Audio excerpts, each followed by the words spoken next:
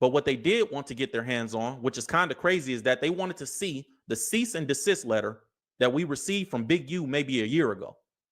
And so the feds were interested in that, which is very interesting to us, because that makes us think, like, why are they curious about that? Wait, so your deal with Nipsey was 10 years? It was 10 years. It was a 10? It was 10 years, 25% of publishing to Aramis Astrodome. Oh, wow. So 09 to 2019. 09 to 2019. So technically, Victory Lap. Hello. Squabbled up, whatever. And that was big right then. Like, damn, niggas squabbled up. Niggas squabbled Big U. Like, yeah, niggas squabbled up. You feel me? When Nip did that, that was on some grown man shit. So Nip and Big U really did squabble. Yeah. Okay. Yeah, it went off to the side, had a little fade to the side when there's a little melee going on. Like how we was beefing when all his songs, every album he put out, since we had the so-called altercation, he shouted me out. So he didn't leave like they make you think. He had words with Nip. Left, changed his clothes, and came back. That's all untrue and unfactual. I didn't even know the facts of it.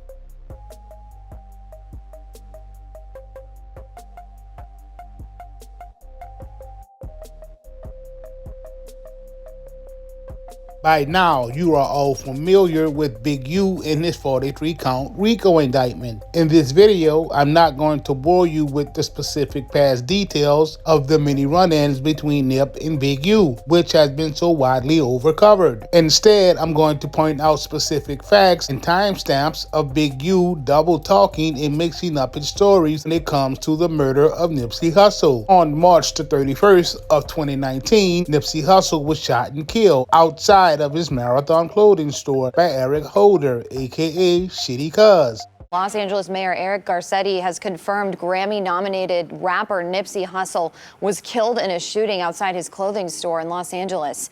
Investigators say yesterday afternoon the rapper was shot multiple times in the parking lot at Marathon Clothing. It's a store he opened in 2017. Nipsey is survived by his daughter Imani, whom he shared with his ex Tanisha Foster, and his son Cross, whom he welcomed with his longtime girlfriend Lauren London. The news of Nip's passing not only rocked the music and entertainment worlds, it would also shock internet onlookers and fans alike. For those of us whom are not from LA and had no idea who Eugene Henley, aka Big U, was, the internet would soon give us a deep and dark perspective of whom the man they call Big Draws really was. It wouldn't be long before old videos would begin to surface of Nip speaking on the troubled past relationship between himself and Big U. Do you find it difficult to keep up the relationships in your local community? Because I know a lot of people, they get, like your best friends can turn on you and get jealous when they see something, you know, and it turns into a group of people trying to hold you back and keep you at the level you are, you know, the different things that you represent in your local community, you know. It may get a little difficult to please them and to not go Hollywood, as they would say. Yeah. That's another one of the big struggles you're gonna deal with as an artist, especially if you come from LA or especially if you come from the streets in general.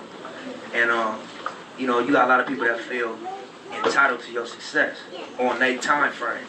In my situation, in my scenario, it was more so like, don't do nothing. You know what I'm saying? Just think. Don't even react to the shit, to the negativity. Sometimes it'll knock on your door.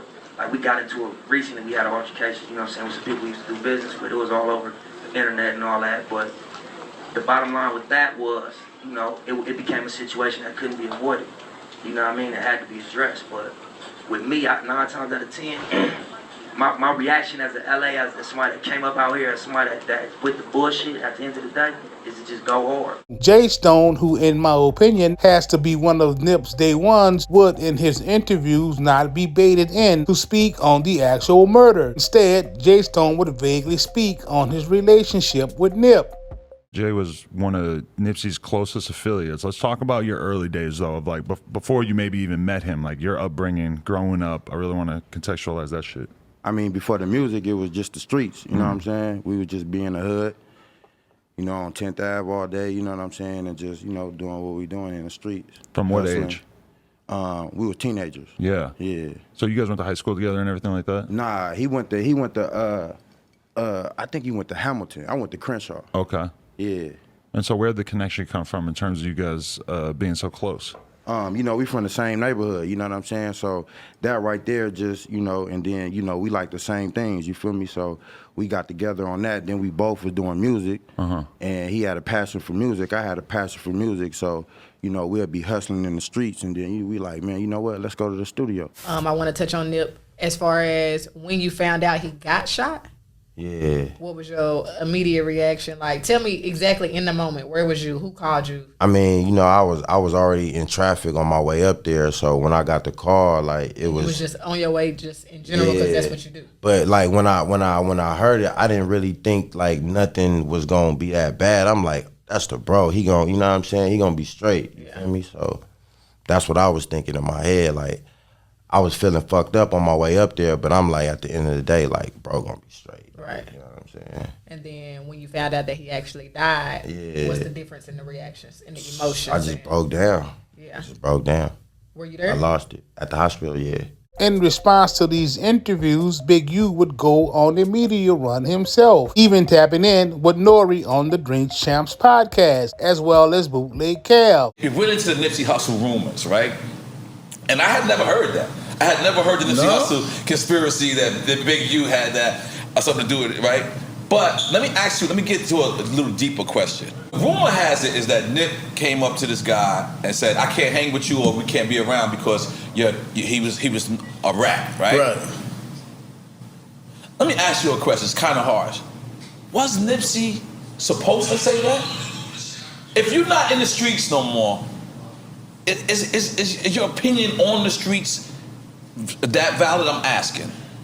Yeah, I mean, you got to understand it was two things. Well, let me answer this, because what bothers me the most is when people say he got killed by one of his own homeboys. Right. Well, at some point, he wasn't his homeboy. Right. Because he's like, nigga, you ain't supposed to be here. Right. If you fire somebody from Drink Champs, and the nigga pull back up to Drink Champs while y'all filming, you're going to be like, nigga, wasn't that a disgruntled employee? Right. That means he wasn't the homeboy. Right. Like, so they need to dead that part. Right. Like, he wasn't the homie. Right. And then secondly, no, Nip shouldn't address that because Nip knew who he was. Right. Like, the nigga was they guy.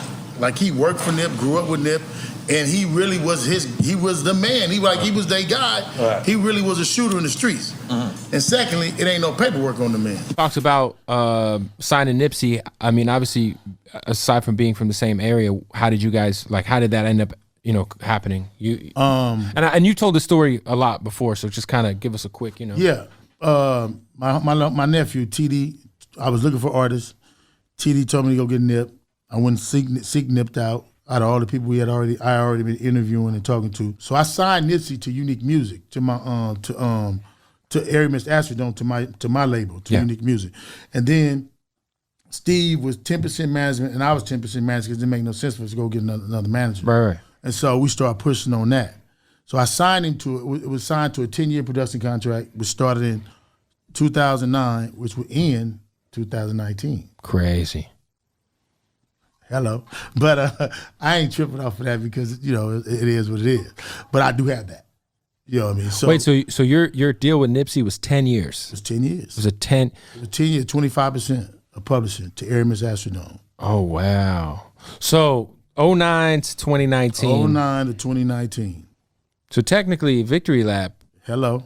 Okay. Wow. This media run would not be complete without tapping in with Adam 22's No Jumper podcast. The rest of the world, still paint you as a villain, though. You feel me? So it's like damn, like, how do it feel to be like, would you sometimes be painted as a villain out here? Only with the money. No matter what, when I walk through the door, I'm the bad guy. For sure. But why they put that on you though? Because it's black. I'm black. I'm big. I fit the criteria. He coming through black, big ball head. That's why you made his big rings. It's kind of racist. I mean, it's kind of racist when you look at it because the big black guys are the ones you gotta watch. It's kind of like, no matter what you do, they still gonna have a bad one for you. And even the police too, because nowadays niggas be listening to the social media and all the shit, because when Nip passed away, automatically Big U did it, or had something to do it, or did this, and niggas just be like, social media, the investigator. And now nigga come to your house like, hey, what's the deal, bro? You know what I'm saying? You did it. Like, and niggas is suckers for switching too, because I seen when that shit first happened, how they was man, that shit was crazy. Like, it was just in every video. Mm-hmm. Like how we was beefing. when all his songs, every album he put out, since we had the so-called altercation, he shouted me out. However, the interview that would raise the brows of many was the Big U Willie D interview. It was during this interview that Big U would contradict himself several times. When the topic of DJ Khaled was brought up, Big U would lie about the situation, falsely claiming that Khaled was his friend and not Nip's, which we all in fact know not to be true. Yeah, and that was also the rumor that perhaps you were involved because Nip brought Khaled to the hood or something like that. Which is so funny when Khaled was my friend, and that didn't make sense to me. It still don't make sense. That made absolutely no sense to me. A lot of big politics, getting into it with certain people. Hussle had DJ Khaled in the hood, and Hussle frontline that. Despite Alex Alonso posting the video footage of the entire situation, Big U, for some reason unbeknownst to me or anyone else for that matter, would again make a false claim. This time he would say that Eric Holder never walked off and came back. I swear, homie, you can't make this shit up. So he didn't leave like they make you think. He had words with Nip, left, changed his clothes, and came back. That's all untrue and unfactual. I didn't even know the facts of it. Like the bumbling fool that he is, Big U in the same breath would state that Eric Holder in fact did leave and come back. Who goes to confront the guy, leave, and then come back? No, you got it wrong. He never left. Where he went, they say he went to the car or something. No, sir. See, and that's where people get it messed up, and that's where it get convoluted. They had words. Right. He went into Master Burgers and ordered a burger. After they had words. Okay. And sat in there on camera, walking around. And you could see the derangedness in his head. He sat in there with his shirt off. Then walked out. So he didn't leave like they make you think. He had words with Nip, left, changed his clothes, and came back. That's all untrue and unfactual. I didn't even know the facts of it till Street Gangs. Alonzo did it, and the brother had words with Nip, from my understanding, because my big homeboy cousin Kerry was there. He's the one who got shot in the ass. He's one of the ones that got shot, and dude left.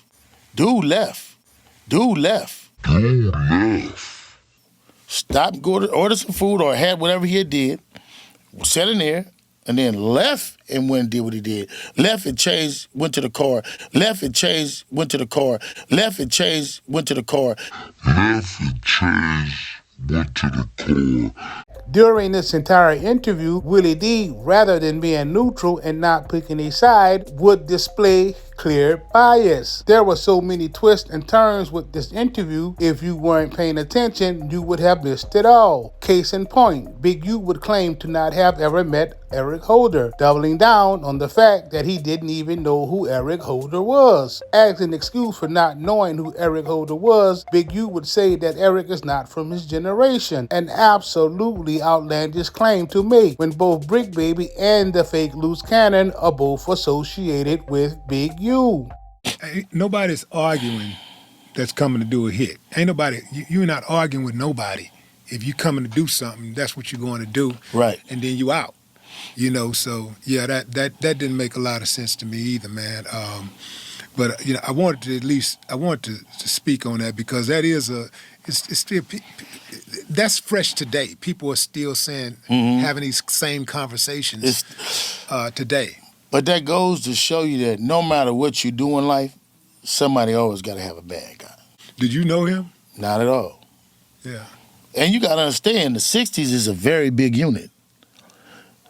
Like I said, 4,000 or 5,000. Although there is no way in hell that Adam 22 is going to say what he really gave the feds, going all out of his way to claim that they asked for a copy of the cease and desist issued by Big U says a lot. It's a dirty world, but it still spins. The feds will do anything in their power to bring you down, even if it means using Adam 22 to rehatch the Big U had Nipsey kill talk over social media with hopes of gathering more intel to further fuck Big U